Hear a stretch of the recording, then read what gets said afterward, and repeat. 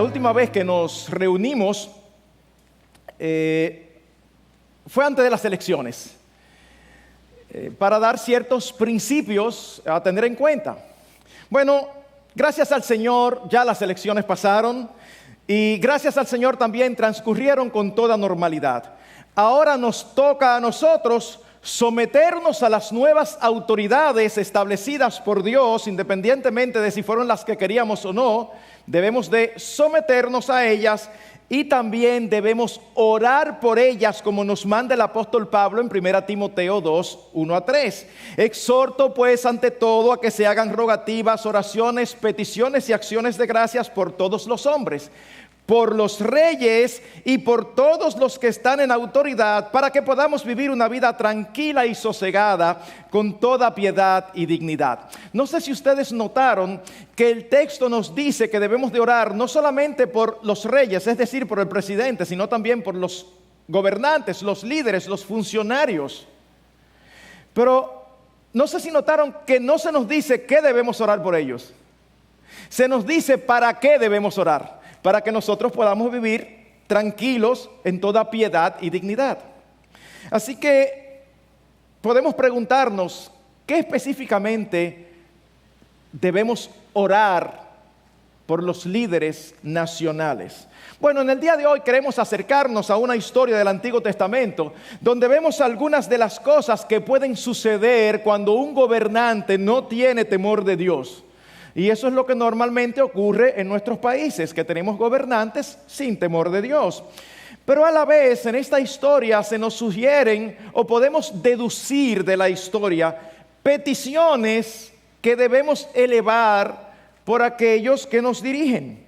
Y nos estamos refiriendo al relato que Sigfrido leyó hace un rato en Primera de Reyes 21, acerca de el rey Acab y la viña de Nabot.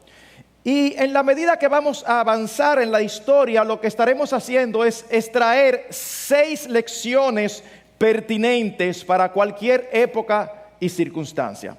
Así que en los primeros 6 versículos de Primera Reyes 21, nosotros vemos allí la frustración del rey ante la negación de su petición. El relato empieza diciendo que había un hombre en Jezreel, una ciudad de Israel, llamado Nabot, y que éste tenía una viña junto al palacio del rey Acab. Este no era el palacio oficial, porque el palacio oficial estaba en Samaria, a unos 37 kilómetros de distancia. Era más bien una especie de palacio de descanso, que es acorde con lo que sucede en el relato. Este hombre Nabot tenía una viña contigua al palacio, y a Acab se le ocurre la idea de pedirle que se la venda para hacer una especie de anexo al palacio y poder tener ahí un huerto de legumbres. O sea que en lo que él estaba allí en su tiempo de descanso. La oferta que le hace es razonable. Él no quiere comprarle la propiedad abusando de su autoridad por menos del precio. No. Él le dice, yo te voy a pagar el precio justo, o si tú quieres, te puedo dar una viña mejor que esta en cualquier otro lugar de las que yo tengo. Sin embargo, Nabot responde negativamente, y su respuesta también fue razonable. ¿Y por qué decimos que fue razonable? Bueno, porque según la ley de Moisés, Nabot era responsable ante su familia por la heredad y no podía venderla. En Números 36:7 se nos dice, así ninguna heredad de los hijos de Israel será traspasada de tribu a tribu, pues los hijos de Israel retendrán cada uno la heredad de la tribu de sus padres. En Israel no era permitido vender las propiedades familiares. Era una forma de establecer una sociedad donde no hubiera un grupo que tuviera mucho y otro grupo que no tuviera nada. Solamente se podía vender una heredad en caso de necesidad. Cuando había una extrema necesidad, se vendía, y tan pronto había algún familiar que pudiera comprarla, debía de retornarse. O en el peor de los casos, esperar al año del jubileo, que era cada 50 años, donde todas las propiedades retornaban a sus dueños originales. Pero este no era el caso de Nabot. Nabot no estaba en necesidad, él sencillamente estaba en su casa, y Acab se le acerca a pedirle que la venda. Así que la negativa de este hombre no fue por deslealtad o por falta de respeto, sino más bien por obediencia a la ley de Dios. Es por eso que expresa su negativa diciendo: no permita el Señor que te dé la herencia de mis padres. Así que la razón de la negativa fue una razón religiosa y correcta. Nabot tenía que tomar una decisión entre complacer al rey u obedecer al Rey de Reyes. Y él mostró piedad en su respuesta. Representa a este hombre a aquel que está dispuesto a sufrir con tal de ser fiel al Señor. Hacía algunos años que Elías había tenido una disputa con 450 profetas de Acab. Y cuando Jezabel lo sabe, dice que lo va a matar, y Elías sale huyendo al monte Carmelo. Y allá desalentado, Dios le dice: no, tú no eres el único que ha quedado en Israel. Yo tengo 7,000 hombres que no han doblado su rodilla ante Baal. Puede ser que Nabot sea uno de estos 7,000, porque él manifestó fidelidad en un tiempo de apostasía. Ahora, Acab, siendo un rey, reacciona como un niño malcriado, centrado en sí mismo. Usted ha visto esos niños cuando le niegan algo, que hacen pucheritos y hasta dan con el pie y se van llorando a un sitio. Bueno, el rey de Israel fue a su habitación, se acostó en su cama y se volteó hacia la pared y dice que no comió. No solo no obtuvo lo que quería, sino que no estaba acostumbrado a que sus peticiones fueran negadas. Su condición, su reacción muestra la condición de su corazón. Él estaba quebrantando el 10º mandamiento, que dice: no codiciarás la casa de tu prójimo, ni ninguna cosa de tu prójimo. Pastor, entonces eso es incorrecto, desear alguna propiedad. No, mis hermanos, es lícito desear cosas. Se convierte en codicia cuando ese deseo es la meta de nuestras vidas, o cuando ese deseo, al no obtenerse, nos quita el gozo y la gratitud por todo lo que sí tenemos. El rey de Israel, ¿qué tanto no tenía? Sin embargo, por una viña, él se amarga. Cuando su esposa lo ve así, se le acerca y le pregunta: ¿pero qué es lo que te pasa, Acab? Y él le cuenta lo sucedido. Pero miren qué interesante. Él le cuenta que Nabot no se la quiso vender, pero no aparece registro de que él le dijera las razones. En otras palabras, es como: a mí no me importan las razones, sencillamente no me la quiso vender. Y de aquí nosotros sacamos la primera lección. Una lección que aprendemos de manera negativa. Ustedes recuerdan lo que dice 1 Corintios, que estas cosas se escribieron para enseñarnos a nosotros, y no solamente para enseñarnos cuando ellos hicieron las cosas bien, sino también para enseñarnos cuando la hicieron mal, para que nosotros no repitamos su conducta. Así que la primera lección que extraemos es la siguiente: un gobernante es designado por Dios para buscar el bienestar e intereses de sus gobernados, no los suyos propios. Un gobernante es puesto por Dios para buscar los intereses y el bienestar de sus gobernados, no el suyo propio. Sí, todo gobernante tiene autoridad dada por Dios. Debemos someternos a ellos, pero es una autoridad delegada. Por lo tanto, debe ser usada para cumplir los propósitos de aquel que se la dio, no los propósitos personales.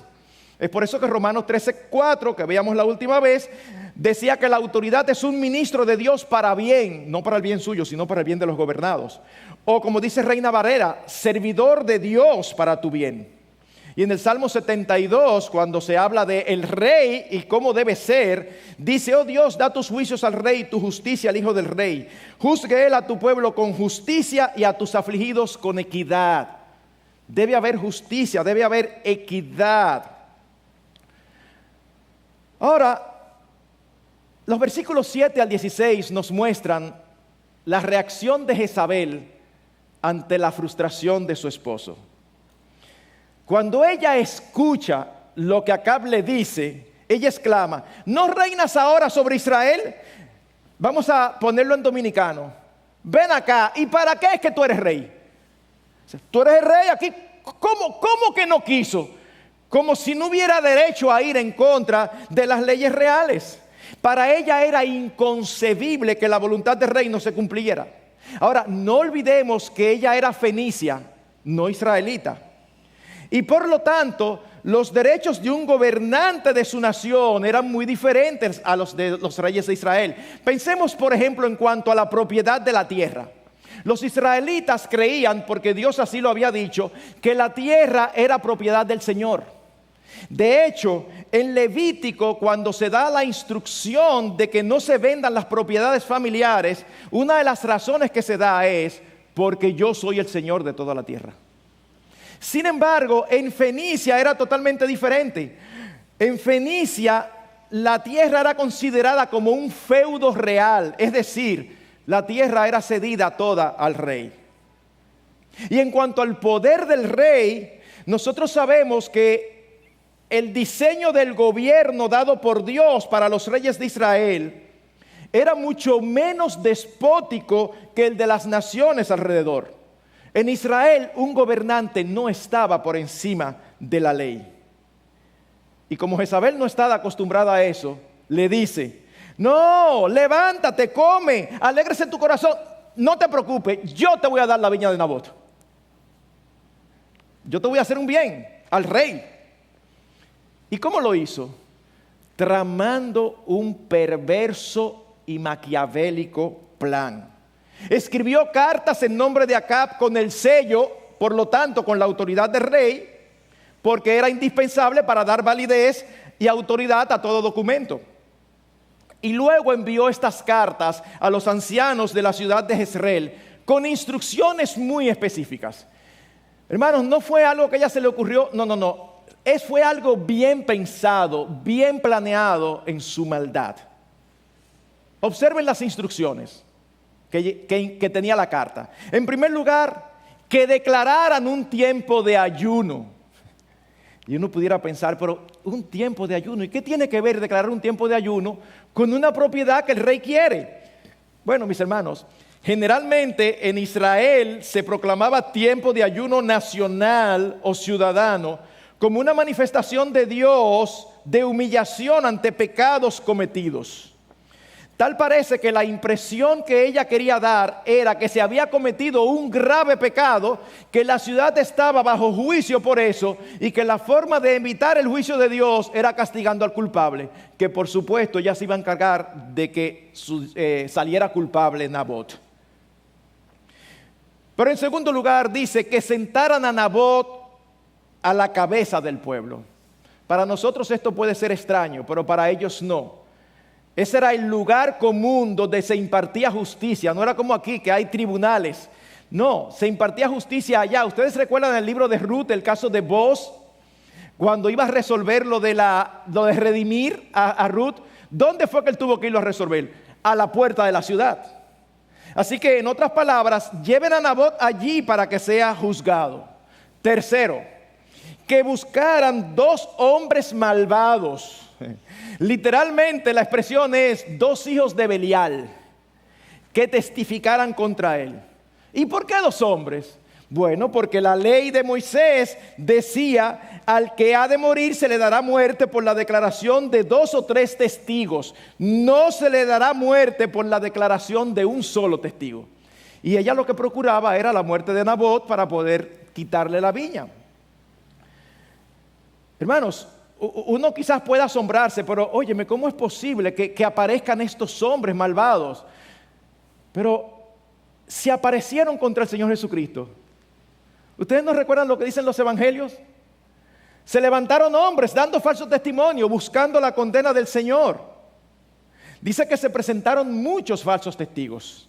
Pero cuarto, que lo acusaran de blasfemar a Dios y al rey. Y esto era algo sumamente grave. Blasfemar a Dios era tan grave en Israel que era castigado con la pena de muerte.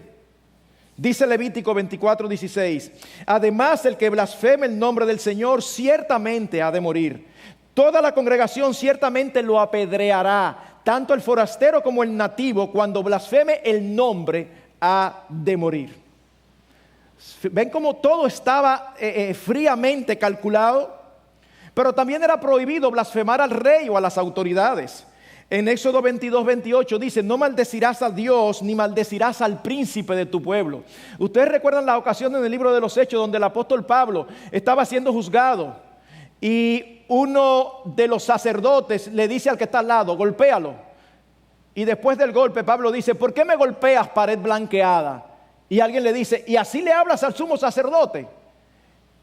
Y Pablo no dijo: sí se lo merece. Pablo dijo: no, perdón, yo no sabía que era el sumo sacerdote, porque escrito está: no maldecirás a un príncipe de tu pueblo. Así que ambas cosas estaban penadas por la ley. Pero había un quinto detalle que estaba estipulado en esta carta: que luego de condenado fuera sacado de la ciudad y apedreado hasta la muerte. Y tampoco debe ser extraño para nosotros, porque era costumbre que las lapidaciones, es decir, las muertes por apedreamiento, se efectuaran fuera de la ciudad, como harían muchísimos años después con el primer mártir de la iglesia cristiana. En el libro de los Hechos, capítulo 7, versículo 58, dice de Esteban: y echándole fuera de la ciudad, comenzaron a apedrearle. Ahora, yo no sé si ustedes se han dado cuenta, pero es impresionante cómo esta impía mujer sigue la ley para quebrantarla. Ella ya se había familiarizado con las leyes de Israel. Es obvio que ella las conocía, aunque no las obedecía. Pero en este momento las tomó para aparentar piedad al tiempo que iba a cometer impiedad. Nos recuerda a los hombres de los últimos días, como nos dice Timoteo, que tendrán apariencia de piedad, solamente apariencia. Bueno, pero todavía hay la esperanza de que los líderes de la ciudad no hicieran caso a esa carta. La respuesta de los líderes muestra la condición moral y corrupta a que la nación había llegado. Dice el versículo 11: los hombres de su ciudad, los ancianos y los nobles, hicieron como Jezabel les había mandado. No fue solamente una sumisión, quizás tenían también temor al carácter conocido de la reina, lo cual es malo para un líder que debe temer solamente a Dios. Pero aún a veces ni siquiera es temor, a veces es amor al poder, amor a las posiciones de autoridad. Qué penoso cuando uno sabe que los líderes de su nación son hombres corruptos que buscan sus intereses por encima de los demás. El plan se cumplió al pie de la letra y un hombre fue asesinado por la maldad del rey y su corte. Peor aún, algo que no aparece aquí en el relato, pero que ocurrió: no solamente fue muerto Nabot, sus hijos también fueron asesinados, según nos dice Segunda de Reyes, capítulo 9, versículo 26. Y esto era lógico. Si él iba a obtener posesión de la viña, no podía haber herederos. Si dejaba hijos vivos, entonces los hijos tenían el derecho por encima del rey. Es por eso que incluía la blasfemia contra el rey, porque así pudiera ser acusado de traición. Y tenemos evidencia de que en algunas sociedades antiguas el rey se podía quedar con las propiedades de los que eran acusados de traición. Así que era un plan orquestado hasta en los más mínimos detalles. Tristemente, se cumplió las palabras de Salomón en Eclesiastés 3:16. Aún he visto más bajo el sol, que en el lugar del derecho está la impiedad y en el lugar de la justicia está la iniquidad. Cometido el crimen, resuelto el problema, ella le envían un mensaje a Jezabel para informárselo. Cuando ella lo recibe, va tranquilamente donde su esposo y le dice: levántate, toma posesión de la viña, porque no está vivo, sino muerto. ¿Y qué hizo Acab? Él no preguntó qué había pasado. O sea, tú quieres una viña y ahora tu esposa viene y te dice de la nada: ya no hay problema, ya el hombre está muerto. Y se levanta feliz y va a ocupar posesión de la viña. ¡Wow! ¿No es acaso la misma situación condenada por el profeta Natán cuando acusa a David? Tienes de todo. Y tomas la posesión, la ovejita, la viña de aquel que era todo lo que tenía. Eso es una gran maldad delante del Señor. Y aquí nosotros extraemos una segunda lección que aprendemos también de manera negativa. Aunque todos debemos estar sujetos a la autoridad, siempre hay sus excepciones. Siempre hay sus excepciones. Nadie nunca está obligado a obedecer una orden que vaya en contra de los mandatos del Señor. Yo lo repito, no importa si es funcionario, no importa si es empleado, no importa dónde nos desenvolvamos. Nadie nunca está obligado a obedecer una orden que va en contra de la ley de Dios. Ningún funcionario debe obedecer cuando le piden hacer algo que Dios prohíbe o cuando le impiden hacer algo que Dios manda. Bajo ninguna circunstancia. En casos como ese, se debe decir y actuar como los apóstoles en el libro de los Hechos y decir, es necesario obedecer a Dios antes que a los hombres. Los funcionarios, de los gobernantes, son llamados a ser fieles a su responsabilidad, no serviles, y mucho menos son llamados a ceder a actos corruptos para lograr el favor o la complacencia del príncipe. Pero en los versículos 17 al 20, nosotros vemos cómo Dios aparece a través del profeta Elías y hace a Acab responsable del crimen de Jezabel. Cuando parece que todo le ha salido bien a los malos, Dios dice, yo siempre estoy aquí. Envía al profeta Elías con un mensaje de condenación para ellos. Y hermanos, Dios siempre es testigo de lo que los hombres hacen contra los suyos. Dice el salmista en el Salmo 34, 15, 16, los ojos del Señor están sobre los justos y sus oídos atentos a su clamor. El rostro del Señor está contra los que hacen del mal para cortar de la tierra su memoria. Ese es nuestro Dios. Mientras Acab está en la viña de Nabot para apropiarse de ella, el profeta llega y le dice, así dice el Señor, ¿has asesinado y además has tomado posesión de la viña? En otras palabras, ¿has asesinado y has robado? Es una acusación en forma de pregunta. ¿A qué les recuerda? Cuando allá en Edén, en Génesis 3, Dios aparece y le dice a Adán, ¿has comido del árbol que te mandé que no comieras? ¿Era acaso una pregunta para Dios saber? No, era una acusación expresada en forma de interrogación. Debe haber sido una gran sorpresa para Acab ver a Elías, porque como dijimos hace un rato, la última ocasión que se habían visto era después de la muerte de los 450 profetas falsos y que Elías tuvo que salir huyendo de Jezabel, que se comprometió a matarlo. Así que él le responde de una manera poco convencional. ¿Me has encontrado, enemigo mío? Es como si quisiera decir que lo que él está diciendo es por razones personales de enemistad. No.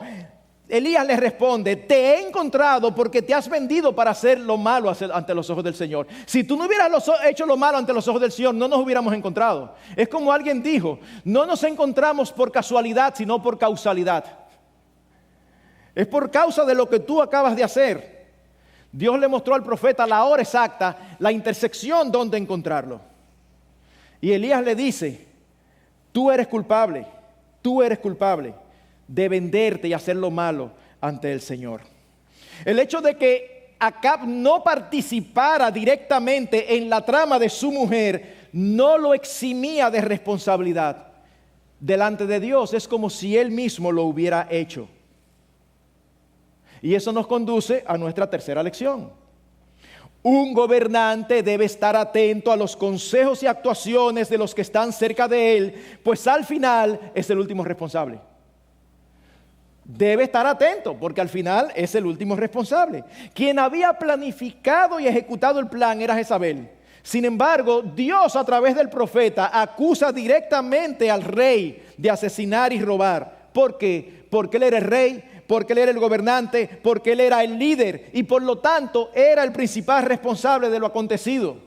Además, cuando cedió su anillo, está cediendo y es responsable de lo que se haga con eso. Hermanos, hay un principio administrativo y que se cumple casi en todas las esferas, de que la responsabilidad no se delega, solamente se delega la autoridad. La responsabilidad no se delega.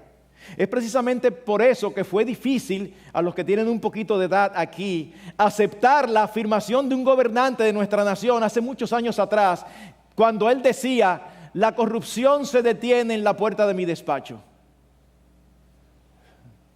O sea, eso solamente se puede decir cuando tú te encargas de hacer justicia con los corruptos. Tú puedes no ser corrupto tú, pero si permites, teniendo la autoridad de impedirlo, eres responsable. De ahí la importancia para todo gobernante de escoger muy bien a sus colaboradores, de saber con quién se asocia o con quién trabaja. En el caso de Acab, no fue una elección de un mal colaborador, fue la elección de una mala esposa. Jezabel era una pagana y Acab se casó con ella en contra de la clara prohibición de la ley de Dios al respecto. En Deuteronomio 7, 3 y 4, oigan lo que decía: no contraerás matrimonios con ellos, no darás a tus hijas a sus hijos, ni tomarás sus hijas para tus hijos. Y oigan por qué: porque ellos apartarán a tus hijos de seguirme para servir a otros dioses. Entonces la ira del Señor se encenderá contra ti y Él pronto te destruirá. Y eso era precisamente lo que había sucedido, según lo que es expresado más adelante en el versículo 25, cuando dice: ciertamente no hubo ninguno como Acab que se vendiera para hacer lo malo ante los ojos del Señor, porque Jezabel su mujer lo había incitado. Ella lo había llevado a adorar a Baal, a la diosa Acera. Acab era responsable por su pecado, pero es claro que fue incitado por esta mujer. Y es que hay un fuerte principio de asociación en las Escrituras. Dice Proverbios: el que anda con sabios, sabio será, mas el compañero de los necios sufrirá daño. Versión dominicana: dime con quién andas y te diré quién eres. No, él es un buen presidente, lo malo es la gente que está alrededor. ¿No hemos oído eso mucho? Sí, pero tiene la potestad de quitar a la gente que está alrededor y poner gente buena e íntegra. Y de ahí extraemos nosotros la cuarta lección. Un gobernante sin temor de Dios puede llegar a ver a los siervos fieles del Señor como sus enemigos. Elías no era enemigo de Acab. No había nada personal. Sin embargo, el rey lo consideraba su enemigo porque lo amonestaba y reprendía sus actos que eran contrarios a la voluntad de Dios para el pueblo. Y hermanos, esto no es algo raro. Esto ocurre no solamente con gobernantes, esto ocurre con todo el mundo. Con frecuencia, los incrédulos perciben a los creyentes como enemigos porque no apoyan sus estilos de vida o sus elecciones particulares. Aún a veces, sin decir nada, se sienten acusados. Es por eso que con frecuencia acusan a un verdadero cristiano de homofóbico, sencillamente por decir que la homosexualidad es pecado. O se puede acusar a un creyente de racista porque no está de acuerdo con el movimiento BLM, Black Lives Matter. No está de acuerdo. Claro, todo creyente está en contra del racismo. Todo creyente está en contra del racismo. Pero hay formas en que se manejan que uno tiene derecho a no estar de acuerdo. Ahora, cuando es con los gobernantes, todavía es más chocante, porque están acostumbrados a que se le complazca en todo y se celebren sus hechos y sus decisiones. En el capítulo anterior, nosotros vemos que el capítulo termina con el rey Acab molesto y disgustado. ¿Saben por qué? Porque Dios le envió un profeta a amonestarlo porque había liberado a Ben-Hadad, rey de Siria, cuando Dios le había dado otra instrucción. Se molestó con ese profeta. Aquí en el capítulo se molesta con Elías y en el capítulo siguiente se molesta con el profeta Micaía.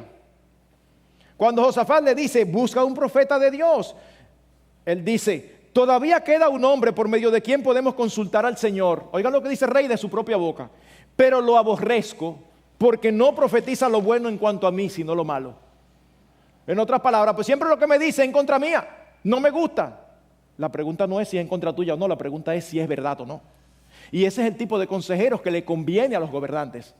Porque lamentablemente los gobernantes generalmente tienen consejeros que le dicen lo que ellos quieren oír.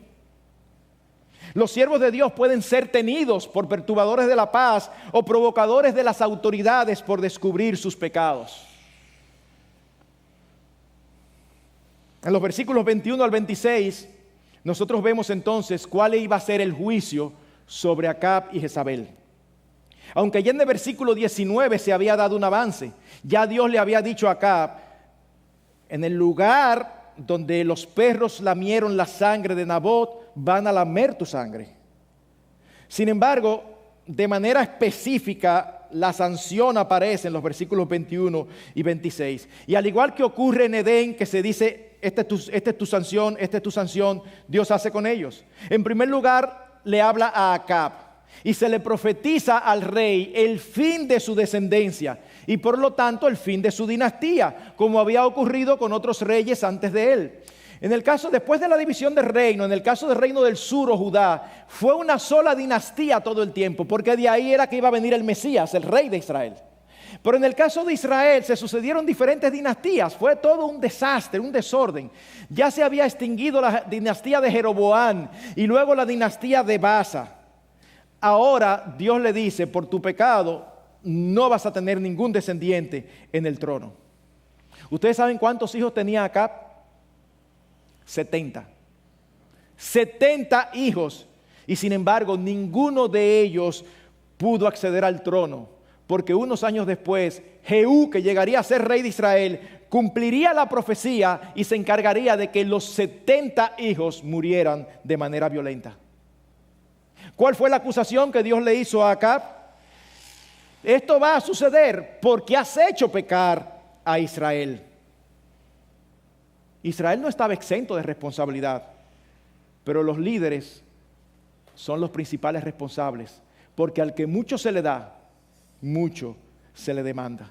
Ahora, Dios se dirige a Jezabel y le dice a ella: los perros comerán a Jezabel en la parcela de Jezreel. Y esa profecía fue cumplida al pie de la letra en Segunda de Reyes capítulo 9. Cuando Jehú llega a la ciudad, ella se pinta y sale y dice: traidor. Y Jehú dice: hay alguien que esté conmigo. Y un par de eunucos se acercan y la lanzan desde la ventana. Y dice que cae, muere y los perros lamen su sangre. ¿Cuál fue la acusación a Jezabel? Incitar a su esposo a hacer lo malo ante los ojos del Señor. Jezabel era tan mala que llegó a ser símbolo de apostasía y pecado flagrante contra Dios. En el libro de Apocalipsis, cuando el Señor Jesucristo está dirigiéndose a las iglesias de Asia Menor, cuando le habla a la iglesia de Tiatira, le dice: tengo esto contra ti, que toleras a esa mujer Jezabel, que se dice ser profetisa y enseña y seduce a mis siervos a que cometan actos inmorales y coman cosas sacrificadas a los ídolos, y no quiere arrepentirse de su inmoralidad. ¿Ustedes creen que era realmente que había alguien entre ellos que se llamaba Jezabel? No, ningún israelita le iba a poner ese nombre a un hijo suyo. Aunque eran las iglesias de Asia Menor, nadie le iba a poner ese nombre. Es un simbolismo de decir que había una mujer que estaba haciendo la labor de Jezabel. Y aquí, hermanos, nosotros sacamos la quinta lección. Dios es justo y siempre castiga las injusticias de los que no le temen. Mis hermanos, Dios es justo. Es cierto que Dios tiene en su soberana voluntad un tiempo diferente para juzgar el pecado de cada uno de aquellos que no le temen. Y precisamente esto lleva a algunos a dudar cuando el juicio de Dios se retarda. Es lo que le pasó al salmista Asaf. Ven acá, pero yo veo que yo hago todas las cosas conforme al Señor y paso muchísimo trabajo. Y veo a estos impíos que viven perdidamente, claramente, y parece que todo le va bien. Parece que obtienen todo lo que quieren. Hasta que entrando en el santuario de Dios comprendí el fin de ellos. Es como dice una vez más Salomón en Eclesiastés: como la sentencia contra una mala obra no se ejecuta enseguida, por eso el corazón de los hijos de los hombres está en ellos entregado enteramente a hacer el mal. O pero ven aquel que hace lo malo, no pasa nada. O sea, no, pues eso no hay problema. No, sigue diciendo Salomón: aunque el pecador haga el mal 100 veces y alargue su vida, con todo yo sé que les irá bien a los que temen a Dios, a los que temen ante su presencia. Pero no le irá bien al impío, ni alargará sus días como una sombra, porque no teme ante la presencia de Dios. Hermanos, nosotros podemos confiar y estar seguros que siempre se hará justicia. Siempre será justicia. Y si nos tocan autoridades malas, lo cual no deseamos, ni queremos, ni esperamos, tranquilos. Dios está en los cielos y sus ojos están sobre sus hijos. ¿Usted sabe lo que pasa con esos que pecan y nada parece acontecer? Lo que está sucediendo es lo que dice Romanos 3:5. Ellos están acumulando ira para el día de la ira y de la revelación del justo juicio de Dios. Por eso es que dice Arthur Pink lo siguiente: que nadie piense que escapará de la retribución divina. Si el castigo no llega en esta vida, llegará con toda seguridad en la venidera, a no ser que dejemos de luchar contra Dios y nos refugiemos en Cristo. La justicia siempre vendrá. El tiempo solamente Dios lo sabe. En el caso de Acab y Jezabel, el tiempo del juicio no tardó en llegar. Pero en los últimos versículos vemos algo impactante. En los versículos 27 al 29, nosotros vemos cómo Acab se humilla y cómo responde Dios. Cuando Acab escucha su sentencia, parece que de alguna manera su conciencia fue herida. Y en lugar de seguir discutiendo con el profeta, dice la Biblia, rasgó sus vestidos, puso cilicio sobre sus carnes y ayunó. Se acostó con cilicio y andaba abatido. Todas estas eran señales culturales de humillación. Rasgar sus vestidos, vestir con cilicio, una tela tosca como la tela de los sacos que utilizamos nosotros para trasladar legumbres, una tela áspera, tosca, que era incómoda de llevar. Y dice también que ayunó. Wow, es la segunda vez en esta historia que aparece el ayuno. En la anterior había sido una farsa colectiva para lograr la muerte de un inocente. Sin embargo, este ayuno era individual. Aunque hubo remordimiento y humillación, no tenemos señales de que hubo conversión. ¿Por qué lo decimos? Bueno, porque no vemos que se restauró el culto a Dios, ni tampoco vemos que se separó de Jezabel. Se puede temer la ira de Dios y al mismo tiempo no querer abandonar sus pecados. En otras palabras, fue una humillación por temor al castigo más que por odio al pecado.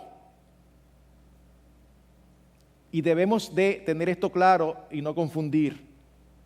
La humillación y el reconocimiento externos son buenos para la salvación, pero no son suficientes. Por eso dice el profeta Joel: rasgad vuestro corazón y no vuestros vestidos. Volved ahora al Señor vuestro Dios, porque Él es compasivo y clemente, lento para la ira, abundante en misericordia, y se arrepiente de infligir el mal. Y a pesar de todo eso, aún así Dios se lo tomó en cuenta y volvió a llamar a su profeta. Es conmovedor la escena. Dios no tiene que consultar con nadie, pero Dios le dice a Elías: ¿no viste cómo se humilló Acab? Y como nosotros somos menos misericordiosos que Dios, yo me imagino a Elías: Señor, ¿y tú le vas a creer? Es un cuento. Pero Dios ve el corazón. Y aunque no era una conversión, fue aparentemente una humillación a la cual Dios respondió. Una de las cosas más impresionantes de esta historia es el corazón de Dios hacia todo aquel que se humilla. Con todo el mal que había hecho Acab, que en el versículo 25 dice que no había nadie hecho tanto mal como él, Dios acepta su reacción para cambiar la sentencia y para cambiar el castigo. Es por eso que la profecía del versículo 19, que decía que los perros iban a comer la sangre de Acab en el mismo lugar donde Nabot había sido muerto, no se cumplió literalmente. Porque si bien Acab murió en batalla, no murió en Jezreel, sino en Samaria. Y entonces, bueno, él dijo que eso ocurriría en la vida de sus hijos. Y uno de sus hijos, el que le sucedió en el trono, murió precisamente en Jezreel y se cumplió literalmente con él. Y aquí nosotros llegamos a nuestra sexta y última lección. La misericordia y la bondad de Dios lo mueven a compadecerse de todo el que se humilla en su presencia. Mis hermanos, nuestro Dios es clemente y compasivo, tardo para la ira y grande en misericordia. Siendo el rey, el soberano que tiene derecho, siendo santo, siendo justo, es a la vez compasivo y misericordioso. Y sus siervos deben conocer esto. Jonás sabía esto. La razón por la que Jonás no quería ir a Nínive era porque conocía a Dios. Y Jonás decía que yo no quiero ir a predicarle a esos impíos. Va y le predico y va y se convierten, porque el Señor, desde que se humillan, hace caso. Eso no es lo que dice Jonás 4:2. Y oró al Señor y dijo: Señor, ¿no era esto lo que yo decía cuando aún estaba en mi tierra? Por eso me anticipé a huir a Tarsis, porque yo sabía que tú eres un Dios clemente y compasivo, lento para la ira y rico en misericordia, y que te arrepientes del mal con que amenazas. ¡Wow! Dios tomó en cuenta la humillación temporal de Acab, porque al final era un reconocimiento de su justicia y eso lo honraba. ¿Ustedes recuerdan lo que dijo David en Salmo 51, inspirado por el Señor? Al corazón contrito y humillado, oh Dios, no despreciarás. Mis hermanos, este conocimiento de Dios debe llevarnos a esperanza, a gratitud, a alabanza. Lo mismo iba a suceder en Israel unos años después con uno de los peores reyes, con Manasés. Reinó durante 55 años, fue malísimo. Y sin embargo, oigan lo que dice: cuando estaba en angustia, imploró al Señor su Dios y se humilló grandemente delante del Dios de sus padres.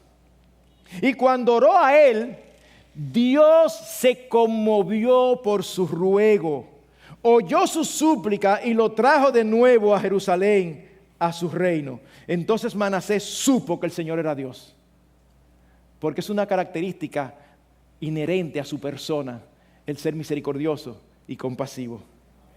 Cuando Dios se revela a Moisés en Sinaí, eso es lo que exalta. Nosotros pensamos mucho en la santidad de Dios. Cuando se revela a Isaías, santo, santo, santo. Sin embargo, por alguna razón, cuando esconde a Moisés en la peña y dice que pasa delante de él mostrando su gloria, ¿qué era lo que iba diciendo? Entonces pasó el Señor por delante de él y proclamó: el Señor, Dios compasivo y clemente, lento para la ira y abundante en misericordia y fidelidad. Hermanos, tú y yo estamos aquí de pie hoy, vivos por la misericordia del Señor. Porque si Él fuera como nosotros, hace tiempo que nos hubiéramos... Porque nosotros, siendo pecadores, somos menos tolerantes. Ahora, ¿saben qué, mis hermanos? Qué impresionante.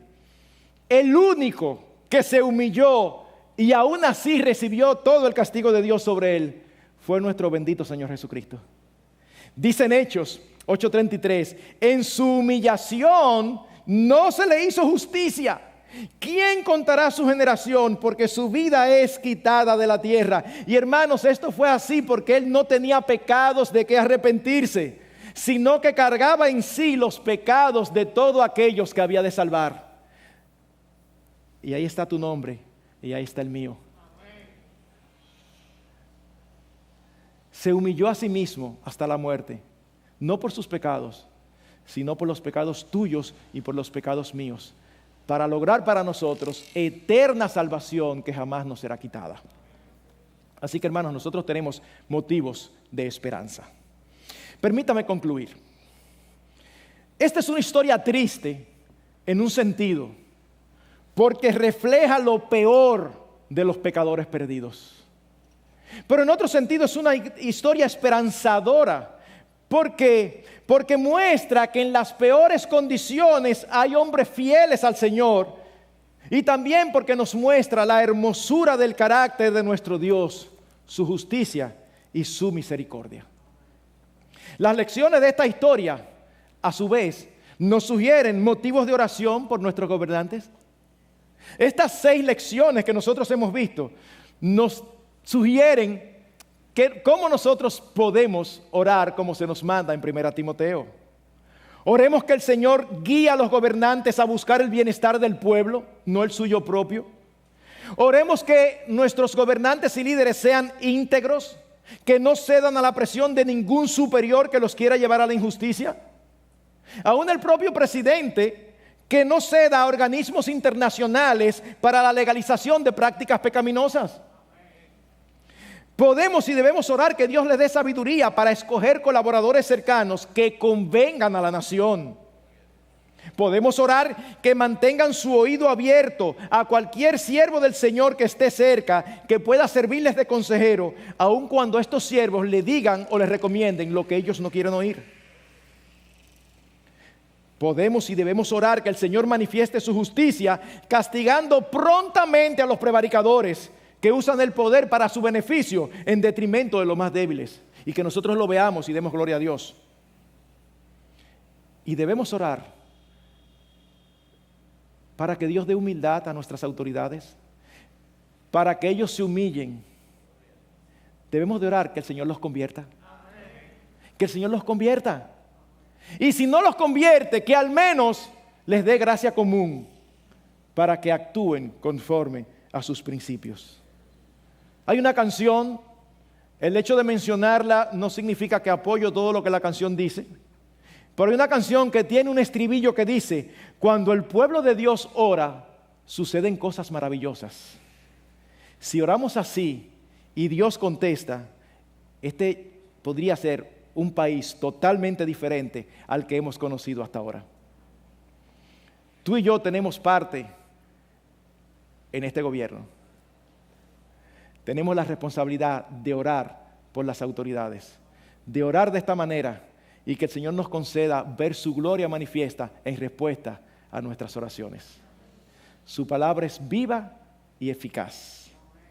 Y oramos y esperamos que el Señor la use para hablar a nuestras almas y a la de nuestros gobernantes.